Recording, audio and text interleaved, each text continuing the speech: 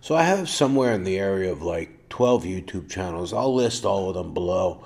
All about really just making money in world events and about making money. And making money and making money, especially in crypto. And, well, I think we're on the brink of World War III. So as I go through the American media and everything, these are my channels. And if you're not a subscriber, you should subscribe. Anyway, so when we look at the American media and the Russian media, depending on where you live, okay, and what location you're in, you're going to see totally different and very biased opinions about what's going on right now. And my biggest concern, because I trade Bitcoin, so I don't care if it goes up or down as long as it moves. Okay, we trade on very small time frames, and it looks like we're getting ready to dump. So everywhere I hear save Ukraine, this and that, and in the American media, and I'm going to explain to you, I'm really going to simplify this in what I call the news that doesn't suck. I'm going to really explain to you what this war is about.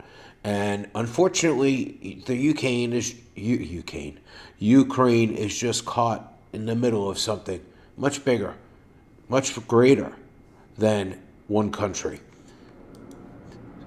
Tonight, high-stakes talks failing to reach a ceasefire in The Ukraine. whole thing in America is about how save Ukraine and Russia is wrong and they invaded a sovereign country. See all of this As like global that. outrage Watch. grows over Russian attacks on civilians. Russian attacks on civilians, okay. Images, Russian airstrikes reportedly Okay, hitting bad Russians, bad people. more hospitals. It comes on the heels of that maternity hospital bombing you see that what left they're showing you? And children being bombed and all this? Watch. at least 3 dead, including a 6-year-old child. The Kremlin insisting today that it has not attacked Ukraine And the other day, okay, they were showing how a little girl was singing in Ukrainian about freedom and blah, blah, blah. Okay, great. If you're watching other news, okay, the Ukraine is devastating the Russian army, okay? This is actually real-time footage, okay, of Russian tanks being demolished. The U.S. they're using U.S. Javelin tank killer missiles, okay, to just pick these off. They have drones. They have control of the airspace now, okay? Now, I'm going to tell you something else, too, that's totally, totally fake.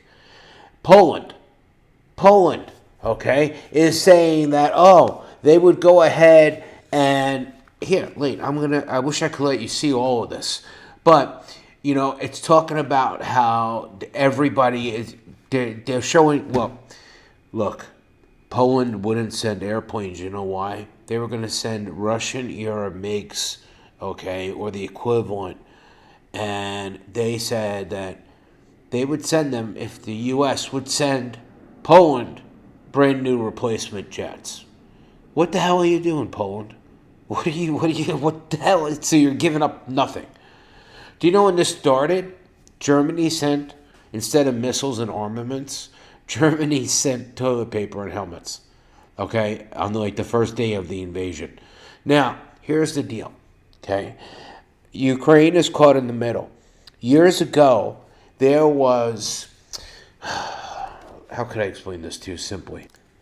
Look, Poland, we had promised Russia that we wouldn't grow the United Nations any larger than it was. And Poland and the Czech Republic and Hungary were added to NATO. After we made that promise, so the United States broke that promise.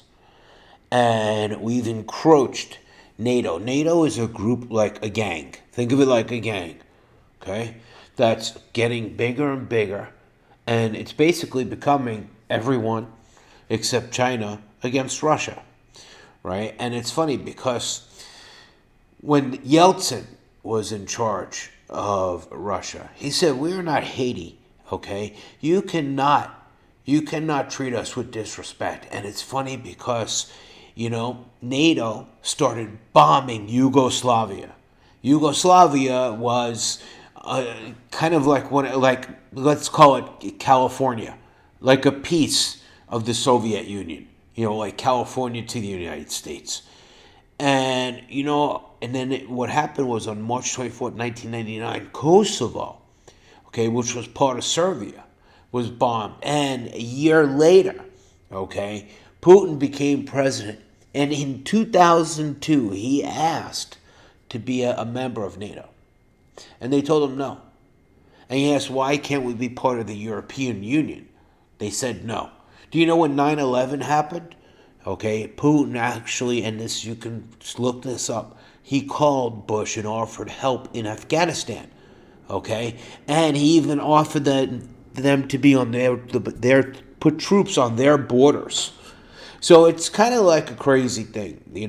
And that was like, in 2007, they said it was the provocation of what happened after the Warsaw Pact. And the Warsaw Pact, okay, was that we wouldn't build NATO anymore. And the United States decided to add 3 countries to NATO. And they don't want Ukraine to be part of NATO now. They don't want to be surrounded by a gang. And that's the Russian view of it that we don't all see. So there's 2 sides to every story. So love to hear your opinion down in the comments. I try to just keep this kind of like average man talk and straight to the point. And really, that's the truth.